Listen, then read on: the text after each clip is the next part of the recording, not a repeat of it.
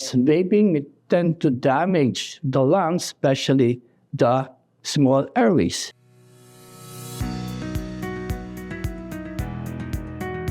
I am Dr. Jesus Navidad Egargo.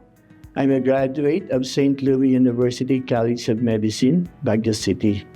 I had my residency training in internal medicine at Rizal Medical Center and fellowship training in pulmonary medicine at the Lung Center of the Philippines. So generally, I am a pulmonologist by subspecialty, and I am a diplomate and fellow of the Philippine College of Chest Physicians. So what inspired me to pursue a career in pulmonology? Well, during the time when I was in training, my dad suffered a chronic obstructive pulmonary disease and was actually on home oxygen. I was thinking during that time that by going into pulmonary medicine, I can help my dad alleviate his suffering, his difficulty of breathing, and probably improve his quality of life. But unfortunately, before my graduation in the fellowship program at the Lung Center of the Philippines, my dad suddenly joined our Creator. So I was never given the chance to take care of him. Well, so sad,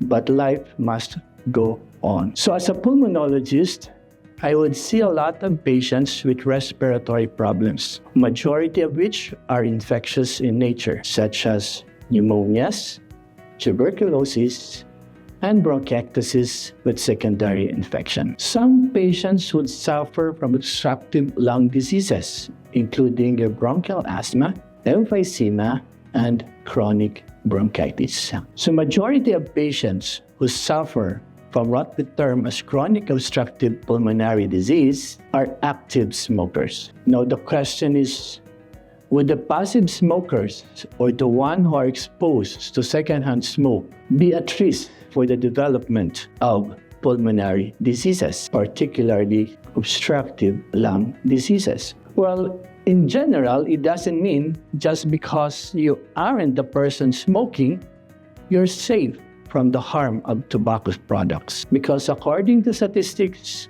over 7,000 lung cancer deaths are reported per year secondary to a secondhand smoke. How harmful is the secondhand smoke? The smoke from burning tobacco products would actually contain harmful chemicals, or what we term as toxins, so that even if you don't smoke, inhaling other people's smoke causes you to breathe in these toxins. You have to take note that smoke from this burning cigarette is unfiltered, and therefore it may have even more harmful toxins than the tobacco smoke someone breathes out. So you have to remember that there are 7,000 chemicals in tobacco smoke, and out of these 7,000 chemicals, 250 are known to be harmful to humans.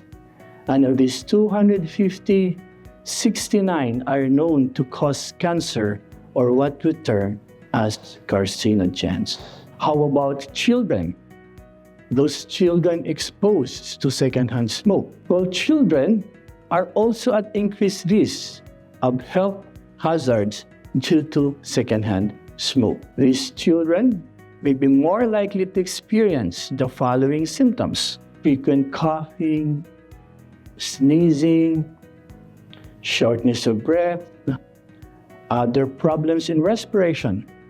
They can have frequent and more severe asthma attacks, or they can have increasing respiratory infections, such as bronchitis or pneumonias. Then how can we protect ourselves from a secondhand smoke? The best way is to avoid exposure and stay away from areas where people smoke.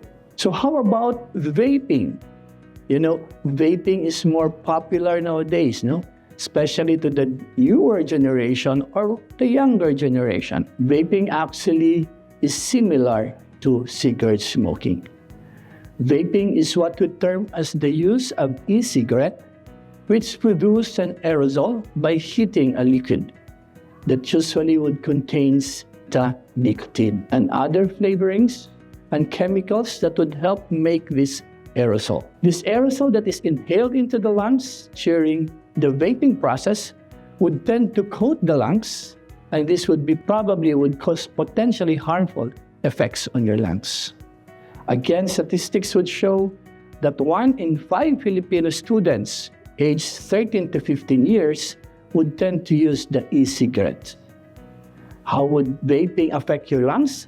Similarly to smoking, it would actually cause harmful effects to the lungs. Especially, it would tend to damage the small airways that we term as a small airway disease.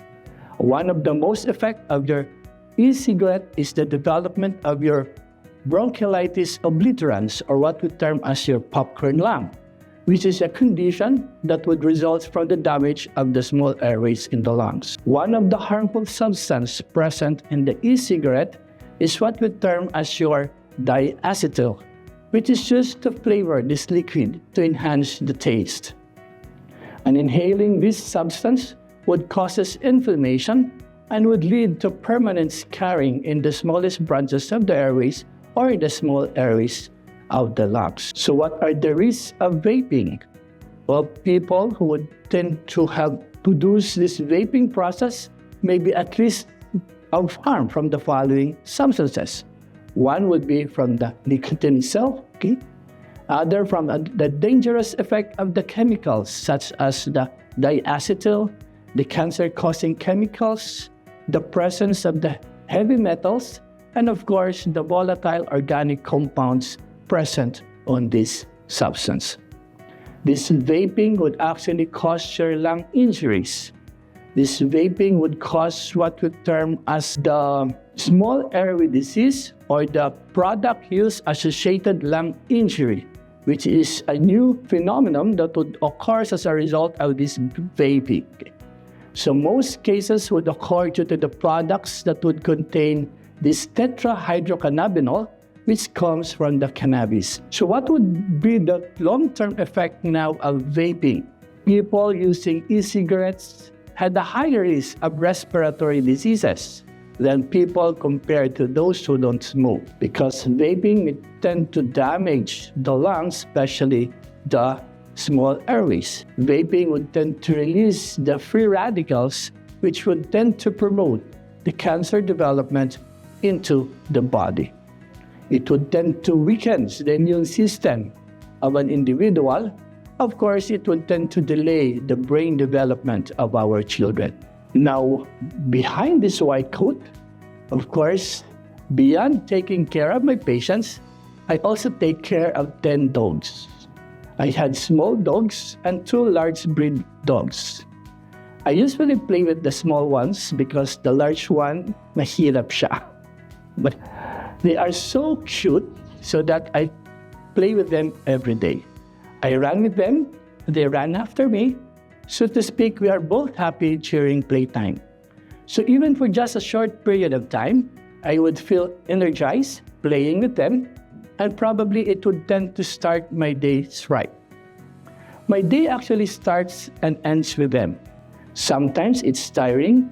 You can just imagine 8 hyperactive puppies, but we don't want to give them up.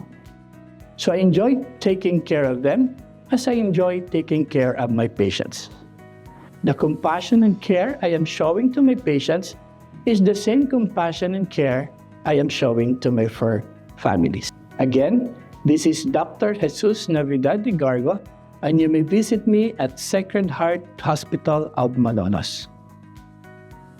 Sacred Heart Hospital of Malolos, 55 taong serbisyong subok at kalingang maaasahan.